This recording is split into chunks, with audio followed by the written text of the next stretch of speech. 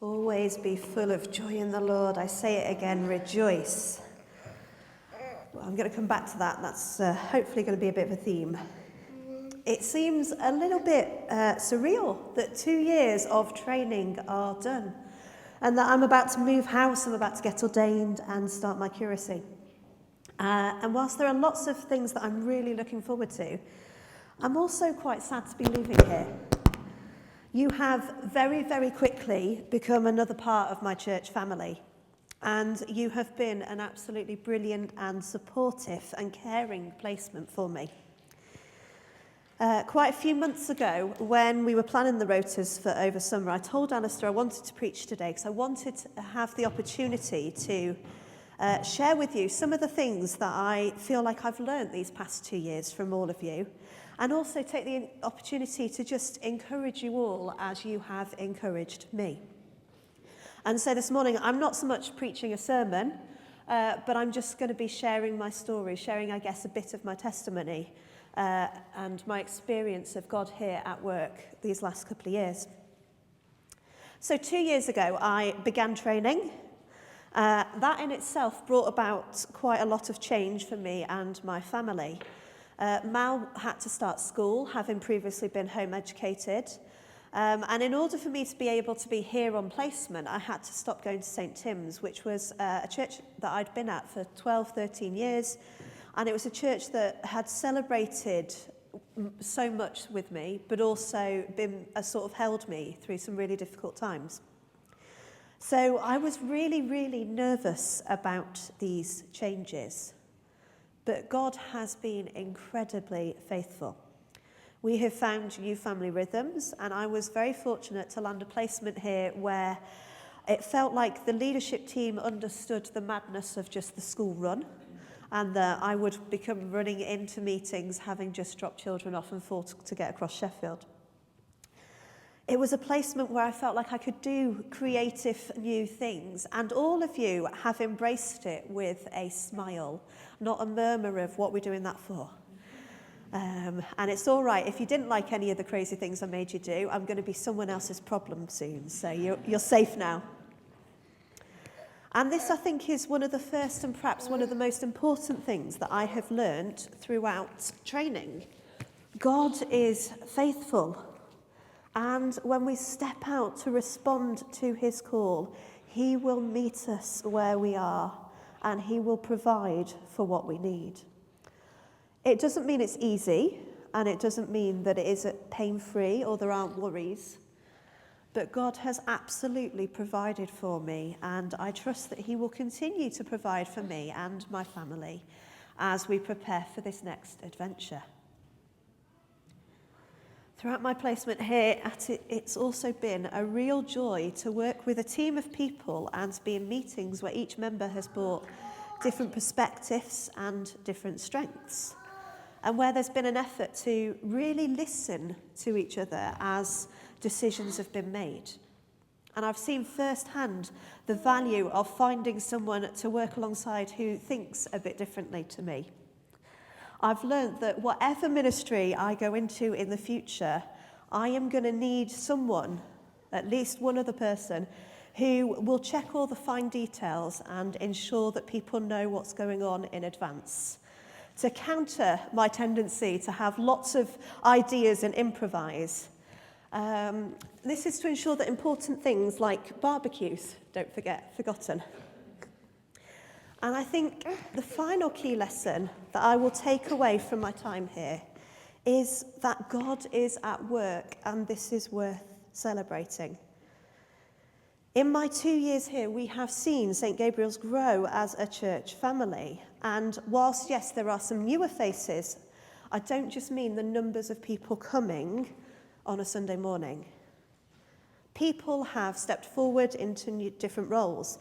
There have been new friendships formed, new relationships. The community of Greystones want to come here and join in with events we're hosting, but also they want to invite us to go and do things where they're at too. People have experienced healing, and when there has been really difficult times, I have seen this church rally round others and offer practical support and emotional support. There is a living God at work here, and it shows. A few months ago, I was at the school pickup, and I was just stood waiting to get the kids. And a mum came up to me and said, "Oh, you work at that church in Greystones, don't you?" And I said, "Yeah." And she said, "Oh, I've been hearing lots of stuff about the things that you do with the school and with the wider community. The stuff that is happening here makes a difference, and it is having an impact. And all of these stories are important, and we should remember them, and we should keep telling them to each other, and we should celebrate and keep thanking God for all of these things that are happening." So I have learned to keep trusting in an endlessly faithful God. I have learned to keep finding good people with which to be church, and I've learned to celebrate the things that God is doing. These are the sort of things I think Paul was talking about in the Philippians passage when he says, "Don't worry about anything, instead pray about everything. Tell God what you need. Thank him for all that he has done. And then you will experience God's peace, which exceeds anything we can understand." These are the things that I have learned and I have received from you, and I aim to keep doing. I also want to encourage you as I leave and perhaps offer some gentle challenges. You are a church that welcomes. You care for the people who belong here, and you are so good at having an attitude of learning how to improve that welcome. In my time here, I have never felt judged or that my children weren't an important part of this congregation, even on some of their more lively days. Not every church would have responded so well to the work that we did on neurodiversity.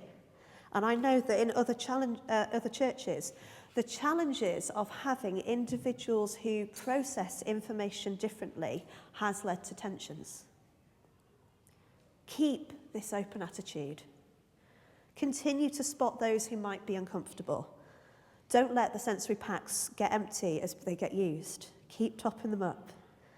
And let other people know what is happening and the things that you are doing. There are people around Sheffield who perhaps feel that they can't go to church because of expectations that they think we might have about behaviour and things like that. Let them know that they matter to God and that they have a place in God's family here. That sense of family, of being God's family, is really strong here as well. And it's what's made me so comfortable coming here for placement. I could tell quite quickly that there was a genuine effort to make space for difference within this family.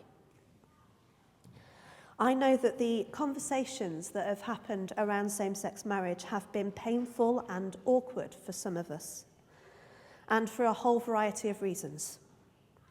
But I also know that part of what makes these conversations painful and awkward is the fact that you are a group of people really trying to work out what it means to be church together and to love despite differences of opinion. It hasn't necessarily been the smoothest journey, and I'm sure that there will continue to be points where it's difficult to negotiate such issues in the future. But this willingness is a sign this willingness to have difference and to work through difference is a sign that you believe in a big God who is at work. At a time when a lot of the public sort of rhetoric and discussions that are going on around this issue feel really toxic and it feels like point scoring, I've at times been really, really worried about what I'm getting myself into and worried about the church that I'm about to be ordained in. But seeing this congregation attempting to have open conversations has given me hope that there is a way forwards.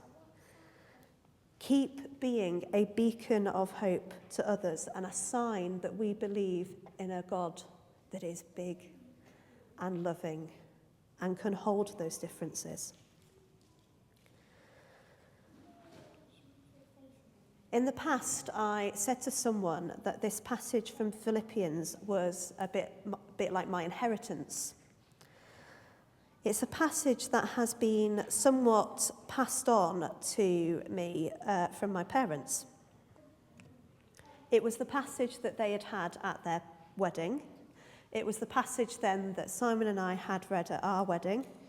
And it was the passage that my mum wanted to be read out at her funeral. It's a passage that starts off by reminding us of the importance of being joyful in our faith. If you read the whole book of Philippians, you will find joy or rejoice or some variation of that word 14 times. I went through and counted. It's clearly a point that Paul was trying to make and trying to really drive home. My parents were people filled with the joy and the peace of God. They were extremely realistic about the state of the world. They wept with others who were in pain. And they faced plenty of challenges. But they did it all with a sense of being centred, an ability to laugh at themselves, and an attitude that said that life was a bit of an adventure. They were people who kept in mind those things that were true and honourable and right, and pure and lovely and admirable. And this kept them looking to God.